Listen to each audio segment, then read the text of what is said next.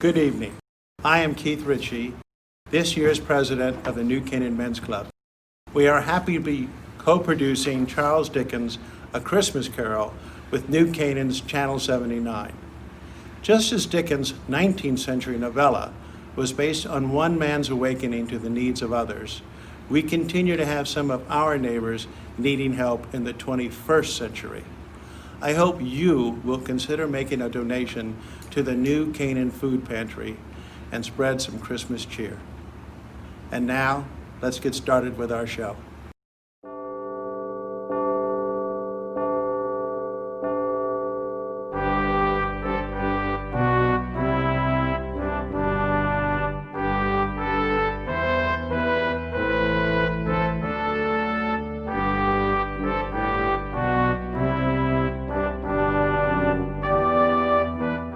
The new Canaan Men's Club presents Charles Dickens' A Christmas Carol, the tale of a miserly man who comes to realize the true spirit of Christmas. When this story first appeared over 160 years ago, few observed Christmas other than at church. Few employers gave workers time off for the holiday, and the jolly country celebrations of the past were largely forgotten in the cities. But this little story helped transform Christmas from a staid religious holiday into the joyous season of faith, feasting, and goodwill it is to this very day. Charles Dickens' Ghost Story of Christmas opens in London on a cold, snowy December 24th in the year of our Lord, 1843. Once upon a time, of all the good days in the year, on Christmas Eve, old Scrooge sat busy in his counting house. Ebenezer Scrooge was a squeezing, wrenching, grasping, scraping, clutching, covetous old sinner, a hard-hearted miser, secret and self-contained, and solitary as an oyster, a morose and lonely man who consorted with nobody but himself. On this evening, the office of Scrooge and Marley was shrouded in cold, bleak, biting weather. External heat and cold had little influence on Scrooge. No warmth could warm, no wintry weather could chill him, no wind that blew was bitterer than he. God rest ye merry gentlemen, let nothing you dismay. Remember Christ our Savior was born on Christmas Day to save us all from Satan's power. Bah! Merry Christmas. Humbug! Be gone, you miserable little beggars. Take your infernal Christmas carols and get away from my door. Sorry, sir. Merry Christmas, though, sir. Bah! And you, nephew, what right have you to be merry? You're poor enough. Christmas? Bah, humbug. Christmas a humbug, Uncle? You don't mean that, I'm sure. What right have you to be dismal about Christmas? You're rich enough. Don't be cross, Uncle. Well, what else can I be, Fred, when I live in such a world of fools as this? Merry Christmas. If I could work my will, every idiot who goes about with Merry Christmas on his lips would be boiled with his own pudding, and buried with a stake of holly through his heart. Keep Christmas in your own way, nephew, and let me keep it in mine. Keep it? But you don't keep it, Uncle. Well, let me leave it alone then. Much good may it do you, much good it has ever done you. But Christmas time is a good time, Uncle. A kind, forgiving, charitable, pleasant time, when men and women open their shut-up hearts freely and think of others as if they really were fellow passengers to the grave and not another race of creatures bound on other journeys. And therefore, Uncle, though it has never put a scrap of gold or silver in my pocket, I believe it has done me good and will do me good, and I say, God bless it. God bless Christmas. You there! Bob Cratchit, let me hear another sound from you, and you'll keep your Christmas by losing your situation. Now, return to your accounting. Yes, sir. Don't be angry, Uncle. Come, dine with us for Christmas dinner tomorrow. Kate would love to meet you. Kate? Oh, yes, your wife. Why did you get married? Because I fell in love, Uncle. Because you fell in love with a woman as penniless as yourself, Fred? Oh, good afternoon. But you've never visited before my marriage. I want nothing from you. I ask nothing of you. Very well. Good afternoon. Oh, I'll keep my Christmas humor to the last. So, a Merry Christmas, Uncle. Good afternoon. And a Happy New Year. Good afternoon. Mr. Cratchit, see my nephew out. This way, Mr. Fred. And a Merry Christmas to you. And to you and your family, Bob. How is Mrs. Cratchit and your children, and especially your youngest, the little lame boy? Tim, sir. Tiny Tim. He's getting better. Thank you for asking. Happy Christmas. My Clark, with 15 shillings a week and a wife and family, talking about a Merry Christmas. I'll retire to Bedlam. To see you, Mr. Good day, sir. Have I the pleasure of addressing Mr. Scrooge or Mr. Marley? Mr. Marley, my partner, has been dead these 7 years. In fact, he died 7 years ago this very night. I am Ebenezer Scrooge. Oh, well, at this festive season, Mr. Scrooge, we seek charity for the poor and destitute. You see, many thousands are in want of common necessaries. Hundreds of thousands are in want of common comforts, sir. Are there no prisons? Plenty of prisons. And the union workhouses? Are they still in operation? They are. I wish I could say they were not. The treadmill and the poor law are in full vigor, then? Both very busy, sir. Oh, I was afraid that something had stopped them in their useful cause. I'm very glad to hear it. Well, they scarcely furnish Christian cheer, Mr. Scrooge. A few of us wish to buy the poor some meat and drink and means of warmth. We do so now because it's time when want is keenly felt and abundance rejoices. So what shall I put you down for? Nothing. Oh, you wish to be anonymous, sir? I wish to be left alone. I don't make merry myself at Christmas, and I certainly can't afford to make idle people merry. I help to support the prisons and workhouses. They cost enough. Let those who are badly off go there. Oh, but many can't go there. Many would rather die. If they would rather die, they had better do it and decrease the surplus population. I see. So, the firm of Scrooge and Marley declines. It's enough for a man to understand his own business and not to interfere with other people's. Mine occupies me constantly. Good evening, then. Very well. You have made your views quite clear. Good evening to you, sir. Mr. Scrooge? It's 7 o'clock, sir, and it is Christmas Eve. So? Oh, I suppose you'll want all day tomorrow, eh, Mr. Cratchit? If quite convenient, sir. It's not convenient, and it's not fair. If I were to dock you £half-a-crown for it, you'd think yourself ill-used. I'll be bound. And yet you don't think me ill-used when I pay a day's wages for no work. 'Tis but once a year, sir. A poor excuse for picking a man's pocket every 25th of December.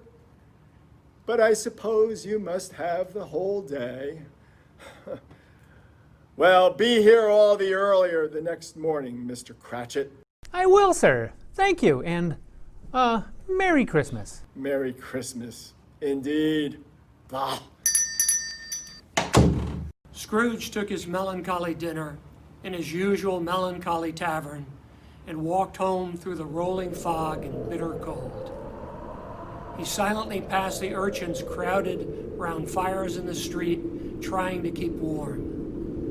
The icy Scrooge trudged along through the dark streets, but just as he reached the door of his dismal house, he thought he heard something calling. Ebenezer Scrooge! Ebenezer Scrooge!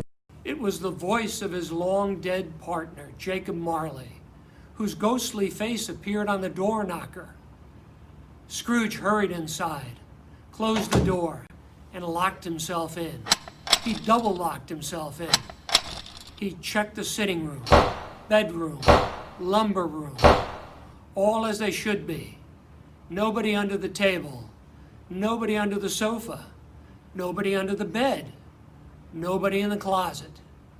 Secured against surprise, Scrooge put on his dressing gown and nightcap and sat down before the fire to take his gruel. When suddenly... What is that? Every bell in the house must be ringing. What in the world? Oh, nonsense. Humbug. It's all humbug. What's that? Someone's in the cellar, but the doors are locked. Double locked. Something is coming up the stairs. Closer. It's outside my door. It's humbug. I won't believe it. Humbug, I say. Scrooge! Ebenezer Scrooge! How now? What do you want with me? Who are you? In life, I was your partner, Jacob Marley. You don't believe in me, Scrooge? Why do you doubt your senses? A disorder of the stomach makes them cheat. You're not a ghost.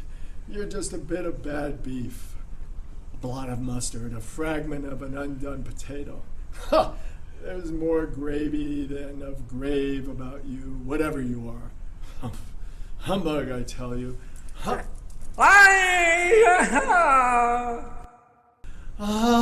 Mercy!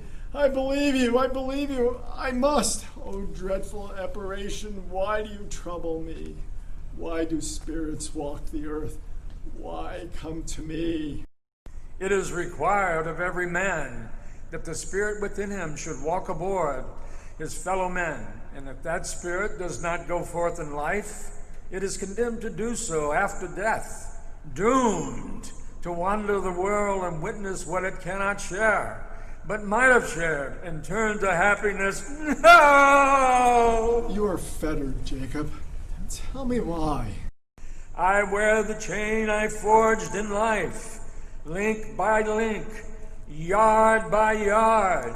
I am chained by cash boxes, keys, padlocks, ledgers. Witness the weight and length of the strong chain you bear yourself, Scrooge. It is a ponderous chain. I see no chain. You shall. On the day of your death, mark me. In life, my spirit never roved beyond the narrow limits of our money-changing hole. Now I am doomed to wander without rest or peace. No regret can make amends for one's life's opportunity misused. But you were always a good man of business. Business? Business? Mankind was my business. The common welfare was my business. Charity, mercy, forbearance, and benevolence were all my business. Oh, and it's at this time of year that I suffer most. I'm sorry for you, Jacob. Is there anything I can do? For me, it is too late. But I have come to warn you of a hope and chance of escaping my fate. You will be haunted by 3 spirits. Expect the first tomorrow when the bell tolls 1. The second, the next night at the same hour. The third, upon the next night at the last stroke of 12. Without their visits, you cannot hope to shun the path I tread. No! Ebenezer, look out this window. That poor woman and her infant huddled on the doorstep below. Look, that you may see for your own sake. Ghosts. Hundreds. Chained. Just like yourself. They surround the woman. But they're not haunting her. They're pleading. Doesn't she see them? Why do these ghosts lament, Jacob? Why do they wail? Oh, they seek to aid her. They seek to do good in human matters, but have lost their power forever. They will wail in unceasing torture, remorse. Beware this cruel fate, Ebenezer. Beware. Beware. Beware. No! Scrooge awoke. He was lying on his bed, still in his robe. Was Marley's visit a dream or not? He decided it was a dream and nothing more. But suddenly, the curtains of his bed were drawn aside, and Scrooge found himself face to face with the unearthly visitor who drew them. It was a strange figure, like a child, yet not so like a child as like an old woman. Ebenezer Scrooge! Are you the spirit whose coming was foretold? I am the ghost of Christmas past. Long past? Your past. I come for your welfare. Rise and walk with me. Out the window? I am immortal and liable to fall. Bear but a touch of my hand on your heart, and you shall be upheld in more than this. As the words were spoken, they passed through the wall and stood upon an open country road with fields on either hand. A little market town appeared in the distance, with its bridge, its church, and its winding river. It was a clear, cold winter day with snow upon the ground. Do you recognize this place, Scrooge? Good heaven, I was bred in this place. I was a boy here. Look, in that coach going by, my schoolmates, Charles and John. They're on the Norfolk coach, taking them home for the Christmas holiday. Hello, Johnny, it's me, Ebenezer. These are but shadows of the things that have been. They have no consciousness of us. Come. Why, it's my old schoolhouse. But it wasn't a place of learning, more like a prison. On Christmas Eve, the school is not quite deserted. A solitary child, neglected by his friends, is left there still. A lonely boy, reading beside a feeble fire. Do you know him? Yes, I know. I am that child. Alone. My only companions were my books. Ali Baba, Robinson Crusoe. Poor boy. Oh, I wish. But it's too late now. What is the matter? Nothing. There was a boy singing a Christmas carol at my door last night. I should like to have given him something. That's all. Let us see another Christmas. Come.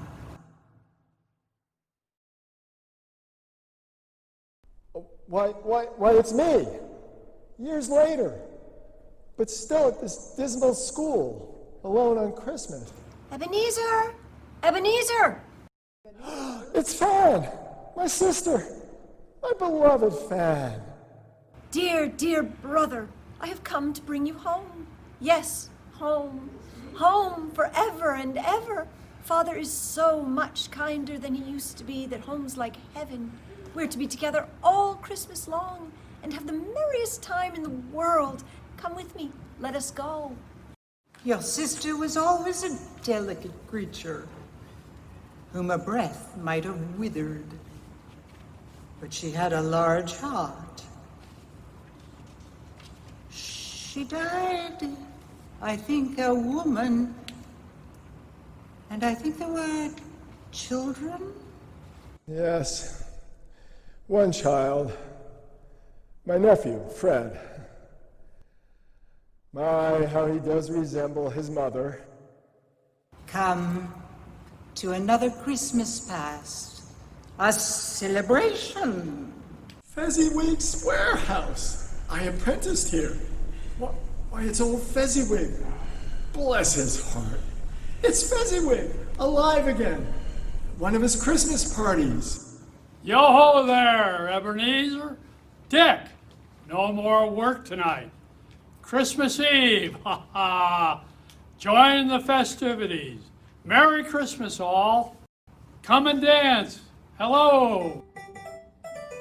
And half. Do you recognize yourself, Scrooge? A young man with a twinkle in your eye and a future before you. You're quite enjoying yourself.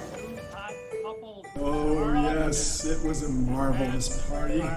Cake, and punch and cold roast, and mince pies, and plenty of beer.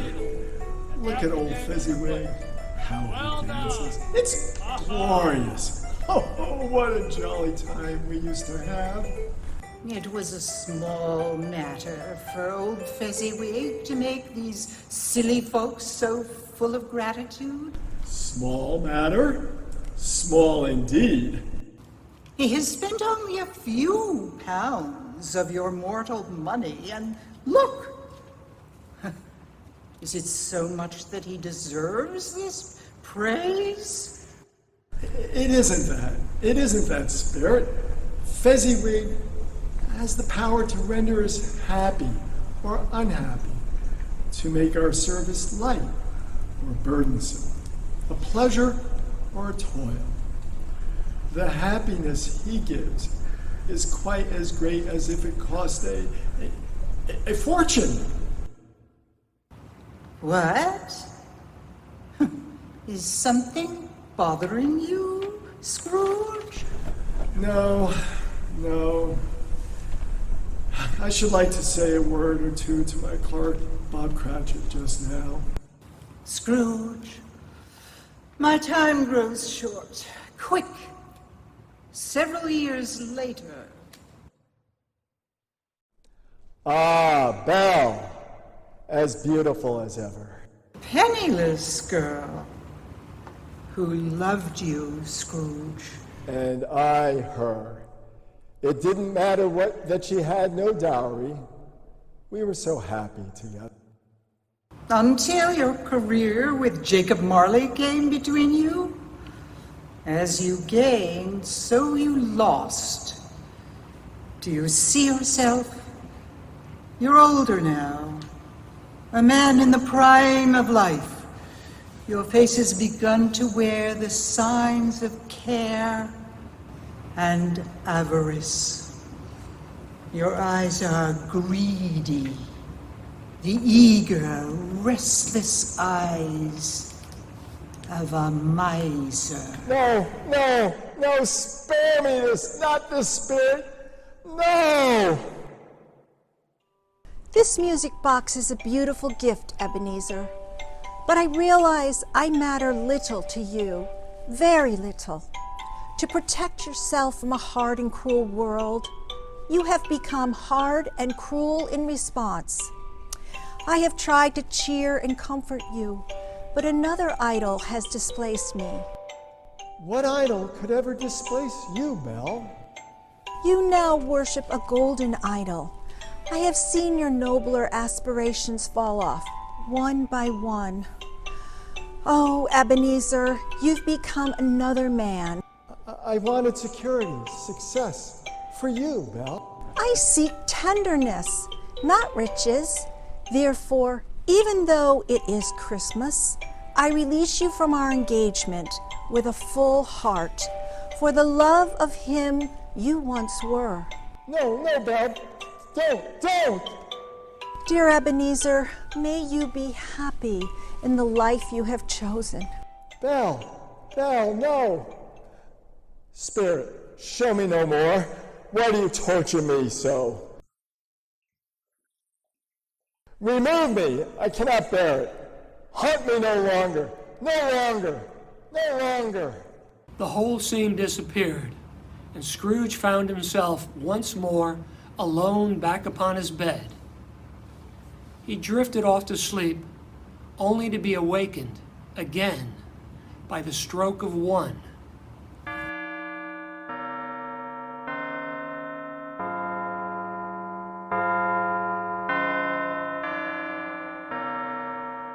He gradually noticed a great blaze of ruddy light glowing from beneath the door. Something was in the outer room. Come in, Ebenezer Scrooge, come in. Scrooge opened the door and beheld his own sitting room, transformed. The walls and ceiling were so hung with living green that it looked a perfect grove. Around the blazing fire lay a feast of meats and fruits and seething bowls of punch.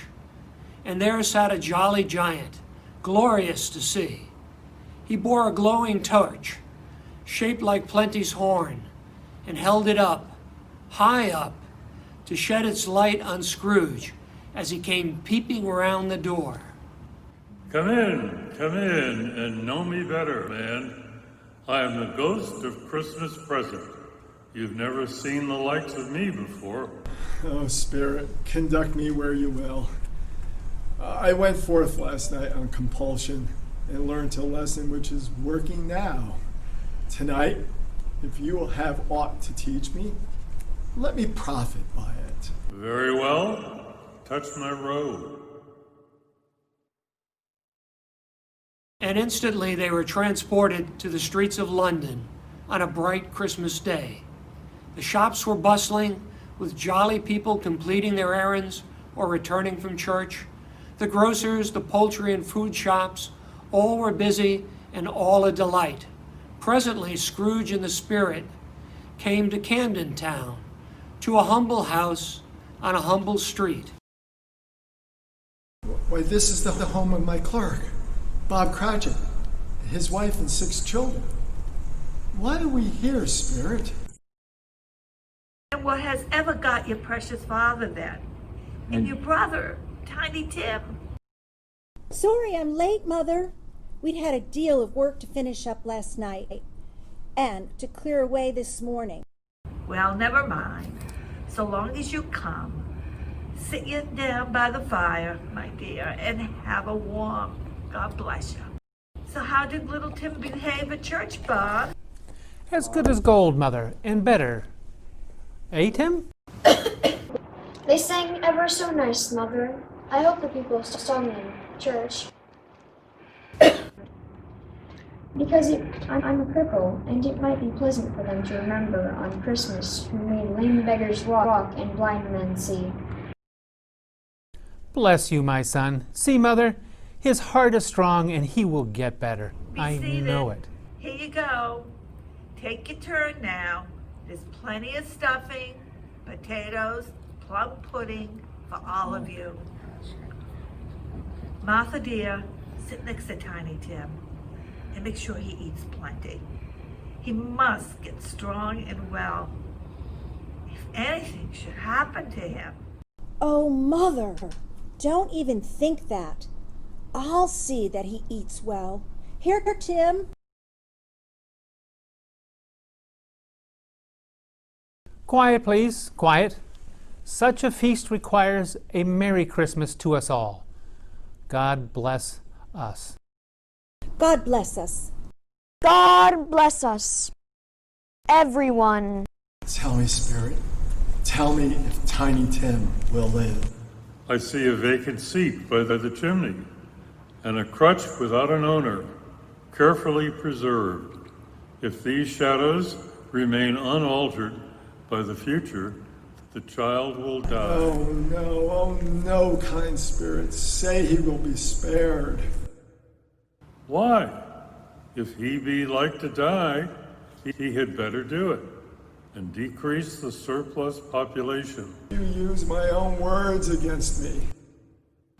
Yes, perhaps in the future, you will hold your tongue until you have discovered what the surplus population is and where it is. It may be that in the sight of heaven, you are more worthless and less fit to live than millions like the poor man's child. Here, I would like to propose a toast to Mr. Scrooge, the founder of the feast. To Mr. Scrooge. What? No, Father. Please, no. Oh. The founder of the feast? Indeed. I wish I had Mr. Scrooge here. I'd give him a piece of my mind to feast upon. And I hope he'd have a good appetite. My dear, it's Christmas Day. Oh. I'll drink to his health for your sake in the days not for his. Long life to him. A merry and a happy new year. He'll be very merry and very happy, I have no doubt. Come, Ebenezer, to gathering across town. My nephew, Fred, his wife, Kate, and their many hungry friends. And then he said Christmas was a humbug, as I live. And he believed it too. More shame for him, Fred. He's a comical old fellow, that's the truth. And not so pleasant as he might be. However, his offenses carry their own punishment, and I've nothing to say against him. I'm sure he's very rich. At least you always tell me so. What of that, my dear wife? His wealth is of no use to him. He doesn't make himself comfortable with it. I have no patience with him. Well, I have, and I'm sorry for him. I couldn't be angry with him if I tried. Who suffers by his ill whims? Himself, always. I mean to give him the same chance every year, whether he likes it or... Topper! Still playing blind man's buff? Come now, Topper, my fellow. Kate's sister knows you cheat. I think. Our furnishings! Let's play at 20 questions instead. The game of yes and no. Think of something, dear husband, and we have to find out what. All right. Quick now, ask away. Vegetable? No. Animal? Yes. A friendly animal? No. Disagreeable? Yes. Savage? Yes. Grunts and growls? Yes to both sometimes. Lives in London in a menagerie? Yes and no. Walk the streets? Oh, yes. Horse? No. Then it must be a bull. No. A bear? No, but almost. I have found it out. Fred, I know what it is. You do? What is it? It's your Uncle Scrooge. Yes, and he's given us plenty of merriment, I am sure, and would be ungrateful not to drink his health. Here's a glass of mulled wine ready to our hand at the moment.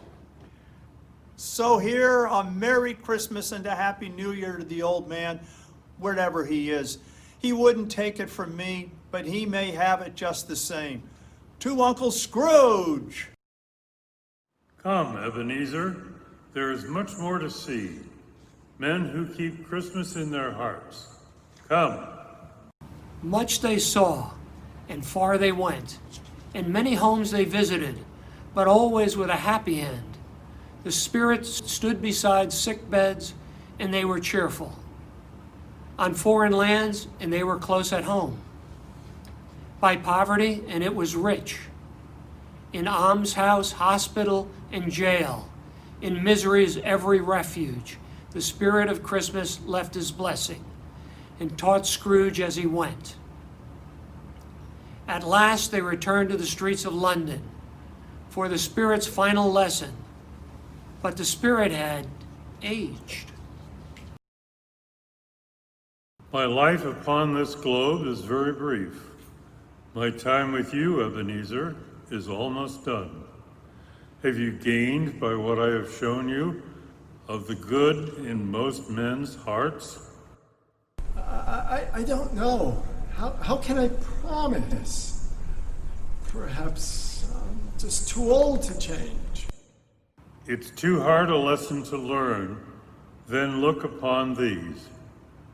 Look here, under my robe. What? Two frightful, hideous, miserable children. Yellow, meager, scarlet. Spirit, are they yours? They are man's children. This boy is ignorance. This girl is want. Beware them both and all of their degree. But most of all, beware this boy, for on his brow I see that written which is doom. Unless the writing be erased, without the spirit of Christmas to comfort them, narrow Puritanism and greed would release these wretched beings upon the world. But Spirit, have they no refuge or resource? Are there no workhouses? Are there no prisons? Are there no workhouses? Are there no prisons? Are there no workhouses? Are there no prisons? And with that, the ghost of Christmas present dissolved into the mist, and Scrooge stood alone upon the street. As the last stroke of midnight rang, Scrooge remembered the prediction of old Jacob Marley, and lifting his eyes, he beheld the third spirit, a solemn phantom, shrouded in black, draped and hooded, coming like a mist along the ground toward him. I'm in the presence of the ghost of Christmas yet to come? Yes. You are about to show me shadows of the things that have not yet happened, but will happen? Spirit, will you not speak to me? No. Ghost of the future, I fear you more than any specter I've seen, but as I know your purpose is to do me good, and as I hope to live to be another man from what I was, lead on. The night is waning fast, and it's precious time to me. Lead on. Why? It's my accustomed corner at the Royal Exchange among the merchants. And here are my fellow businessmen, as I have seen them often. I don't know much about it either way. I only know he's dead. When did he die? Last night, I believe. Well, old Scrooge has got his own at last, huh? So I'm told. What has he done with his money? His company, perhaps. He hasn't left it to me. That's all I know. It's likely to be a very cheap funeral, for upon my life, I don't know of anybody to go to it. I don't mind if he's got a lunch provided.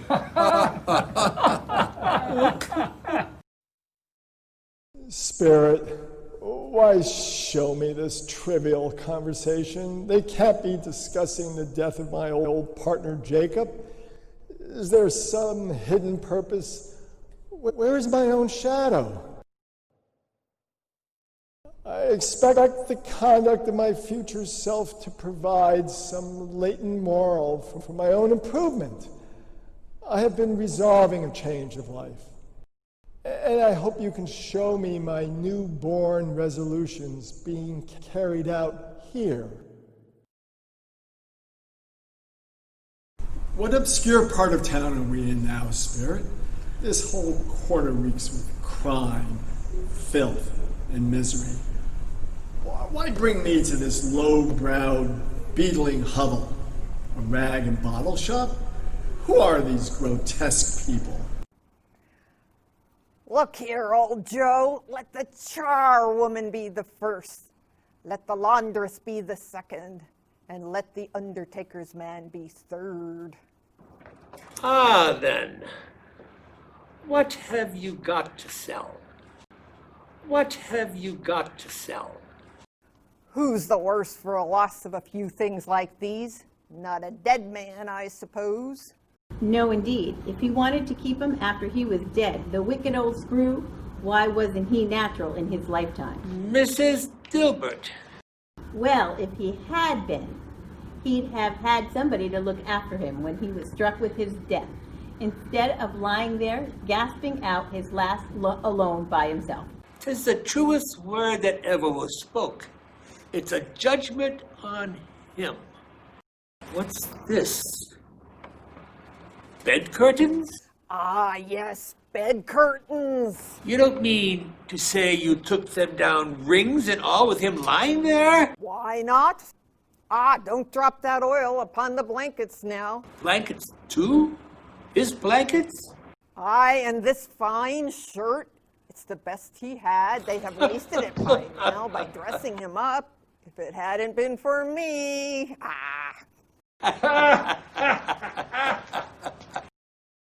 Oh, Spirit, I see. I see. The case of this unhappy man may be my own. My life tends that way now. What is this dark, empty house? A bare, uncurtained bed? The shrouded body of this plundered, unknown man? He lay here with no one to say, he was kind to me, and for the memory of one kind word, I will be kind to him. Look. Spirit, you point to the head of this corpse. Do you wish me to remove the cover? Spirit, this is a fearful place. In leaving it, I shall not leave its lesson. Trust me. Let us go. Look. I understand you, and I would do it if I could. But I have not the power, Spirit. I have not the power. You must. No. Oh, let me see some tenderness connected with a death, or this dark chamber will be forever present to me. Spirit, once more we're at the home of Bob Cratchit. But it's different. So quiet. What is it, Spirit? What kind of Christmas is this? And he took a child and set him in the midst of them, and answered, I say unto you, that none but those who are as humble as little children shall enter into heaven.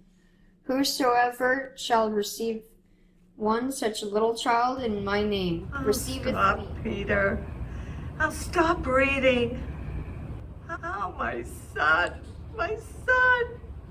Oh, Tiny Tim. Mother, please don't cry. Father will be home soon. Don't let him know you've been crying. Oh, he's late tonight, Martha. When he had Tiny Tim on his shoulders, he would walk very fast indeed. But the child was light to carry, and Father loved him so. It was no trouble at all. Here Father is now. Sorry, I'm late, Mother. I wish I could have gone. It would have done you good to see how green a place it is. But you'll see it often, I promise. I promised him that we'd walk there every Sunday. Oh, Bob. Little child, my little child. Spectre, something informs me that our parting moment is at hand. Tell me, what man was that whom we saw lying dead? Spirit, where are we now? Merciful heaven! A dismal, ruinous churchyard.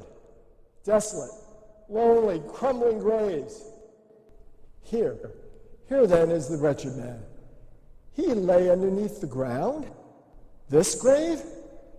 Before I draw nearer to that stone, tell me, are these the shadows of things that will be? Or are they the shadows of things that may be only? Look. Spirit, that gravestone, what is written upon it? Wait! The name on the grave is Ebenezer Scrooge. Ebenezer Scrooge, no! No, Spirit, why show me this if I am past all hope?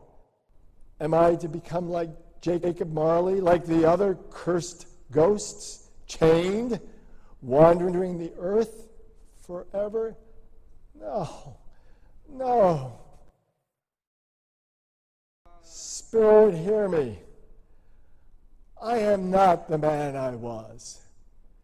Tell me that I may change these dreadful shadows.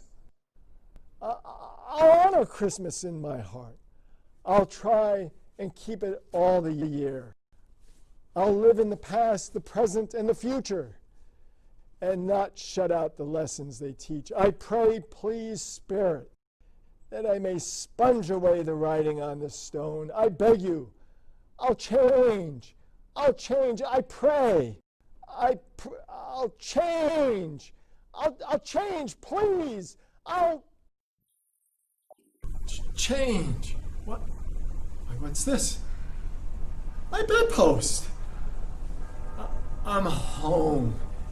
In my own bed, in my own room. Oh, Jacob Marley, heaven and the Christmas time be praised. I don't know what day of the month it is. I don't know how long I've been among the spirits.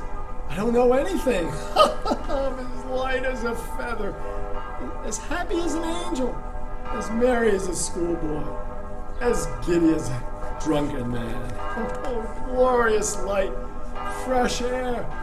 The window. Why, Merry Christmas. Merry Christmas. And a Happy New Year, sir. Boy, what's today? What day is it, my fine fellow? Today? Why, it's Christmas, sir. Christmas Day. I haven't missed it. The spirits have done it all in one night. Boy, do you know the poulterers in the next street, at the corner? I should hope I did. Do you know whether they've sold the prize turkey that was hanging up there? What? The one that's big as me? It's hanging there now. Is it? Well, go and buy it.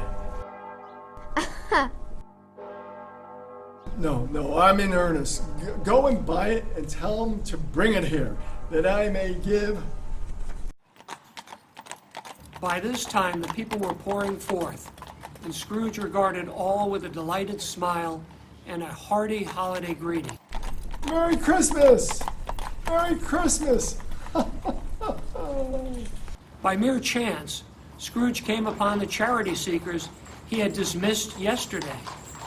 But today he apologized and made a large donation to their worthy cause, with many back payments included. He went to church, walked about the streets, watched people hurrying to and fro. He patted children on the head, questioned beggars, and found that everything could give him pleasure. He had never dreamed that any walk, that anything could give him so much happiness. In the afternoon, he turned his steps to the door of his nephew, Fred, who was in the midst of Christmas dinner with his wife and their many hungry friends. Uncle Ebenezer, why, I can't believe it. You are really here at my home on Christmas? I come to beg your pardon, Fred, for the things I said about Christmas. That was a humbug. Was it? Well, I don't know what to say. Do come in. May I present my wife, Kate? Uncle Ebenezer, I never expected this of you. Oh, Kate, can you forgive an old fool? And God forgive me for the time I've wasted. Well, join the feast, Uncle. Set another place at the table. Here, I propose a toast. A toast to Uncle Scrooge. And so Ebenezer Scrooge rejoined his family and rejoined the family of man. The next morning he was early at the office. If he could only be there first and catch Bob Cratchit coming late. That was the thing he had set his heart upon. And was Bob ever late? The clock had struck 9. No Bob. 1:15. No Bob. Finally, Mr. Cratchit, what do you mean by coming in at this time of day? I'm very sorry, sir. I'm behind my time. It shall not be repeated. I was making rather merry yesterday, sir. Bob Cratchit, I'll not stand this sort of thing any longer, and therefore, I am about to raise your salary. Oh, please, sir, you're going to raise my salary? But, sir... Wait. No, Bob, I've not lost my senses. I've come to them. A Merry Christmas, Bob. And a merrier Christmas than I have given you for many a year. I'll raise your salary and endeavor to assist your struggling family, and we will discuss your affairs this very afternoon over a Christmas bowl of smoking bishop. Bob, Merry Christmas. Scrooge was better than his word. He became as good a friend, as good a master, and as good a man as the good old city ever knew. And to Tiny Tim, who did not die, he became a second father. And it was always said that Ebenezer Scrooge knew how to keep Christmas well. May that be truly said of us, all of us. And so, as Tiny Tim observed, God bless us, everyone. Ladies and gentlemen, all through the new Canaan Men's Club, not a creature is stirring that doesn't wish our television audience a Merry, Merry Christmas. Our cast and crew had a great time putting this show together and working with New Canaan Channel 79 to bring it to you as our gift to the community during the holiday season. Our script was adapted from Charles Dickens' novella by Anthony Palermo. Our show was produced and directed by Brian Holstein and Joel Pelsner, with editing by our technical wizard, Pete Stair. This has been a very merry production of the New Canaan Men's Club. Good evening to you all and a very Merry Christmas.